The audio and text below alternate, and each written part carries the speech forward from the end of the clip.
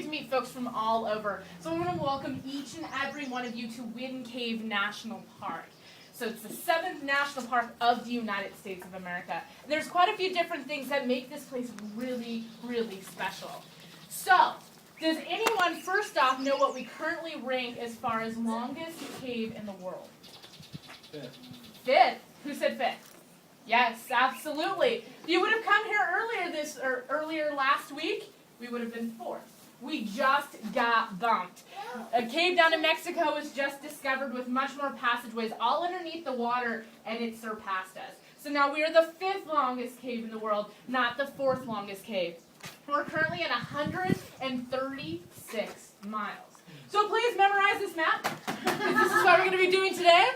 No, we're only going to be doing the yellow section right here, but all 136 miles is underneath 1 mile by 1 mile. So 1 square mile.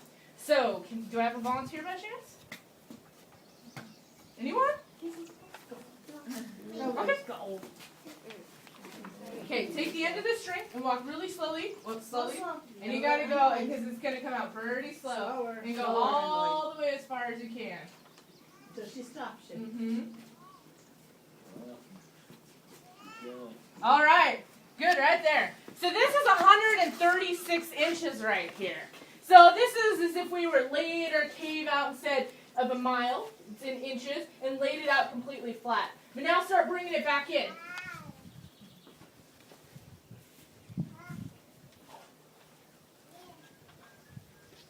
Okay, thank you very much. So, what we're going to be seeing today looks a little bit more like this. This is the most complex cave in the world. They like to compare it a lot of times to Swiss cheese or a big old sponge that an ant would have to fit through. So this is what we're going to be going into. It's 136 miles all crammed in, up on top of one another, sides. So it's going to look a little different than what you're used to. Have any of you folks been to any other caves before? What other caves have you been to? Timpanogos. Timpanogos? Antelope Springs. Antelope Springs? What's that? Mammoth. Mammoth? Crystal Cave. Crystal Cave? Lehman Cave. Lehman? What was in San Antonio? Any others? There's one in Hannibal, Missouri. I can't remember the name. In Missouri? There's a lot in Missouri. So definitely. It's the one with Tom Sawyer. Merrimack Caverns? Yeah. Yeah. Any others? South Africa. In South Africa? I had folks who had been to some in South Africa this morning as well. Any others? Germany. In Germany? So it's going to look a lot different than what most of you are used to. Many of you are probably used to stalactites and stalagmites hanging and sitting on the floor. Well, the thing is, we don't look like that at all. We barely have any stalactites or any stalagmites. It's going to look completely different. So, being the most complex cave in the world, there's a couple of rules or suggestions we have while we go in there. So the first rule, we do ask that there is no food or drink down there. That includes chewing gum, chewing tobacco, and sunflower seeds. So if you have any of those, we do ask that you spit them out before going in. I trust most people to keep gum in their mouths, but occasionally it pops out on accident. It is so hard to clean out of the cave. So please dispose of it. Also, what is typically the #1 rule when you visit most caves? Stay together, definitely. What's the other? Don't touch anything, exactly. We get about 1,000 people through here every single day going through the cave. Well, when they come through, it's just like if you had 1,000 people going through your home and touching the same thing, one after another. It's going to get a lot of wear and tear on it. So because of that, we're trying to protect this resource. We ask that you don't touch anything because the oil on your skins can destroy these formations that are so brittle in here. And then like someone mentioned, being the most complex cave in the world, definitely stay with the group. Absolutely always make sure that you see the person in front of you. Our tours kind of connect with one another at certain spots.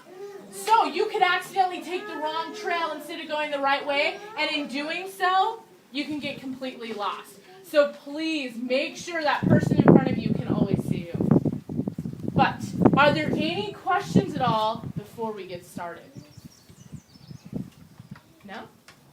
So, being the most complex cave in the world, what do you suppose the natural opening to something might look like? Well, we're actually going to go see right now. Zoe, I'm staying with you. Okay. I can. How about you change me?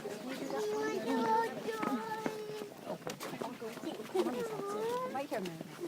I'll stay with you.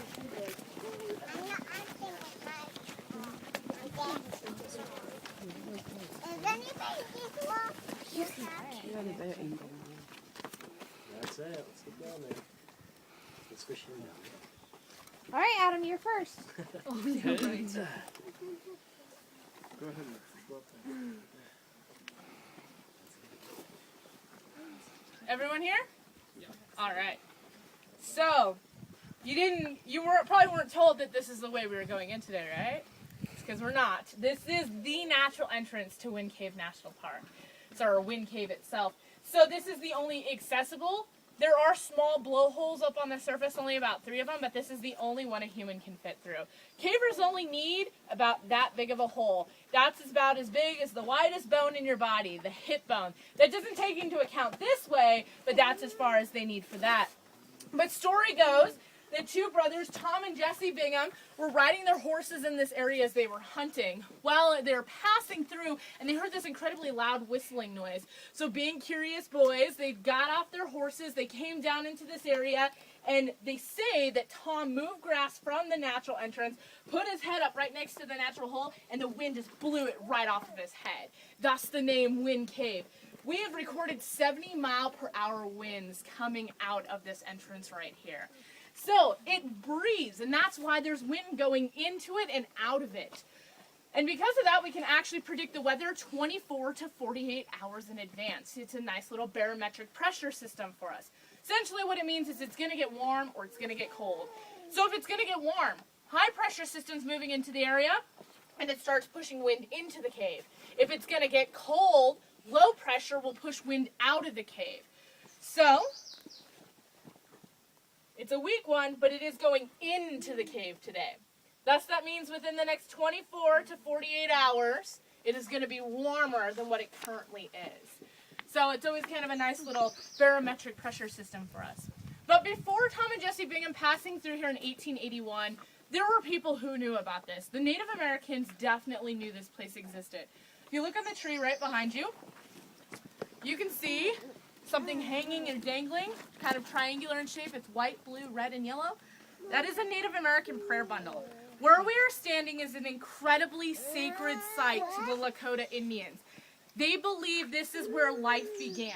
This is where human beings came from, was from that hole right there. So this is an incredibly sacred site to them, so we ask that you're not just protecting this resource just to make sure that it's still there, but also to protect it, to have respect for the Lakota Indians. What this means a lot to them.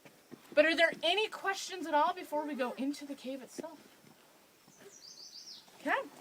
Well, we'll go ahead and get started. I'll lead you down there. Popcorn and frostwork. The popcorn's the bumpiest stuff, and the frostwork looks like the snowflakes.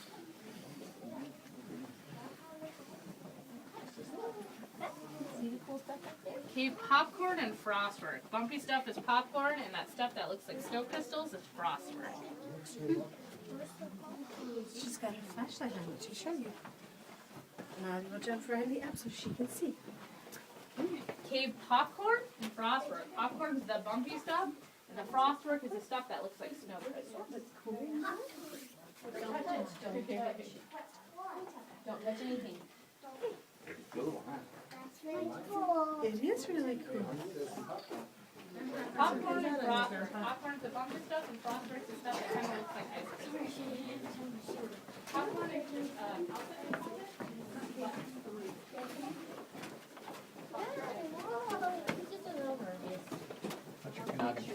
That what's noggin. You know what your noggin is? This thing. Go ahead. What is that? more of the popcorn and frost.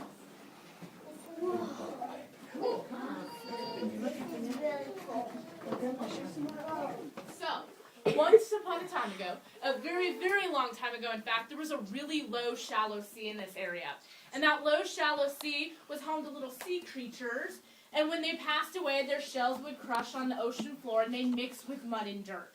Well, that kept happening one after another, and it compacted real hard, and it created a solid rock. And that solid rock is just beside you right here.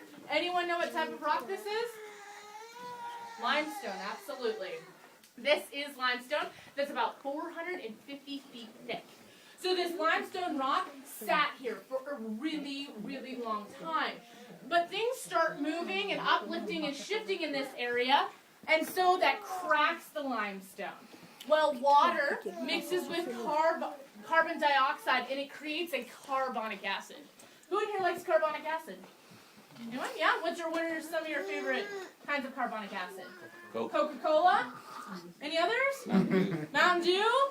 Absolutely, these are all forms of carbonic acid. So essentially a soda pop solution comes through the rock and it starts dissolving in something called calcite.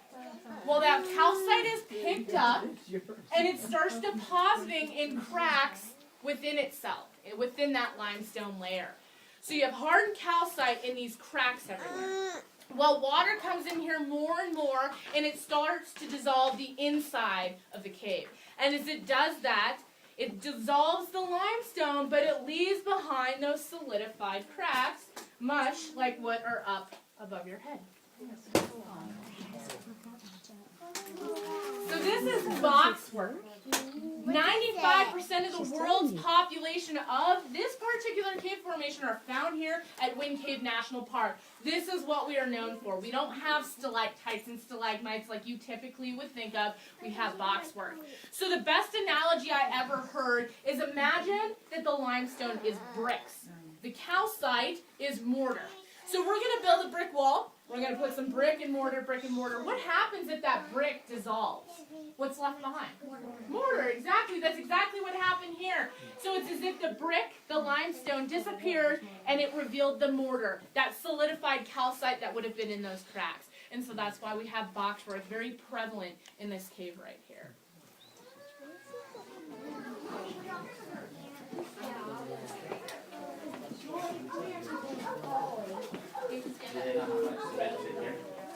You know, I'm not exactly sure. I do know that the stairs, not the path, but the stairs were built by the CCC. And in order to do it, they took inner tubes. They cut them in half. They pinched one side, filled it full of cement, and then carried it over their shoulder. It took about 4 of those to make just one step. Mm-hmm. Hey.